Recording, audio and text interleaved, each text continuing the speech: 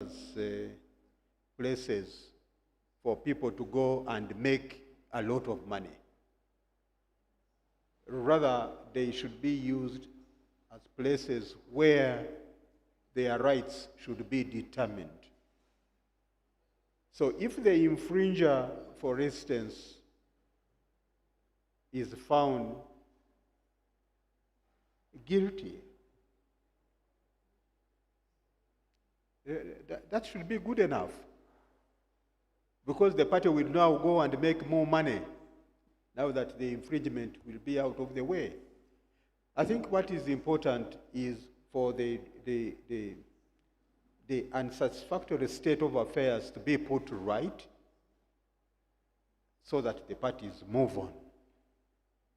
And that's where mediation comes in. If the parties settle the dispute at mediation stage, the question of costs will not arise. And for me, that's what I prefer. Thank you very much. So what I'm hearing is perhaps a commission for mediation and arbitration board to pay these extensive legal fees. Justice Sabino, just an extension to the question to you is that, so most who cannot afford the lawyers, but then they still have to face the court technicalities in terms of filing the documents as per the civil procedures, etc. So what would be your take on this? My take on this is that in as much as we are going in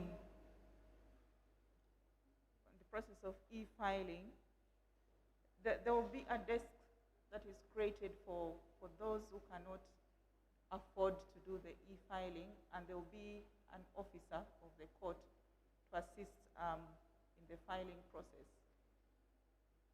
The other aspect of those who are indigent and cannot afford legal services, we have legal service providers, legal aid providers, and probably if that is brought to the attention of court and court is aware that this person really needs representation, most times we refer them to the legal aid providers. Fortunately though, for me as a judge now for 1 year and 11 months, I have not had that experience of parties appearing before me unrepresented. The matters I have handled, the parties are represented. Thank you very much. Miriam, what is your take on this?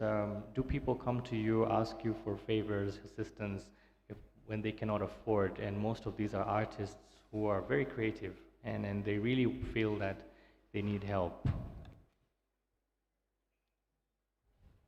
Thank you very much.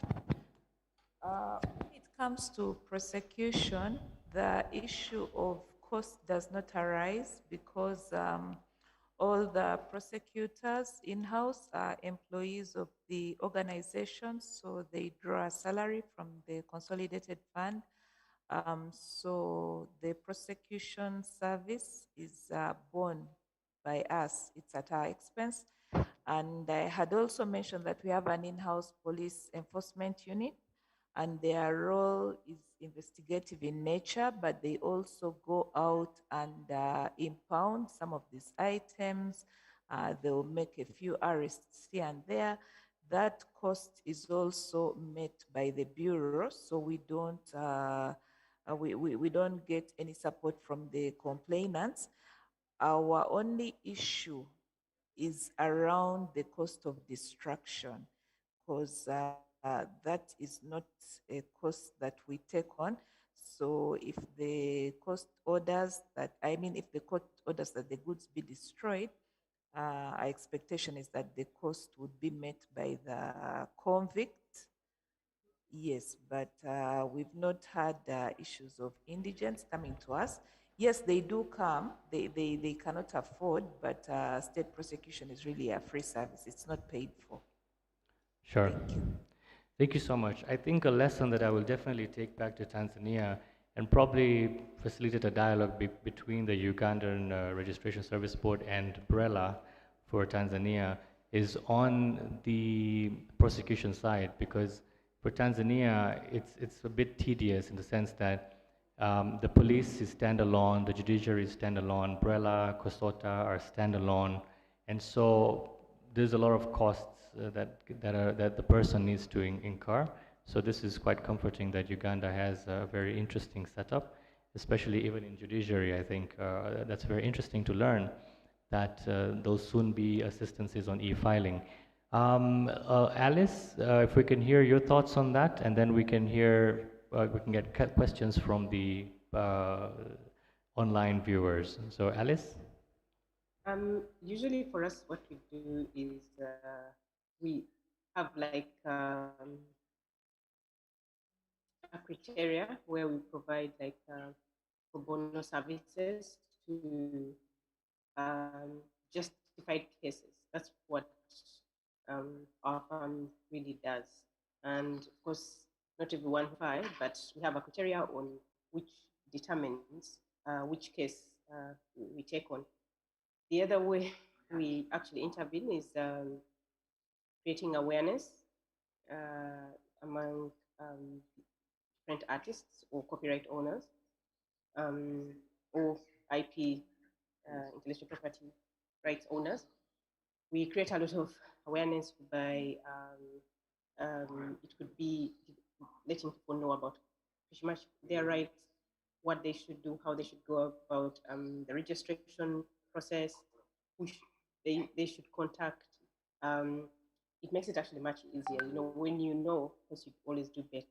So for us, creating awareness definitely is a priority. And I guess in some of these cases, but you find that some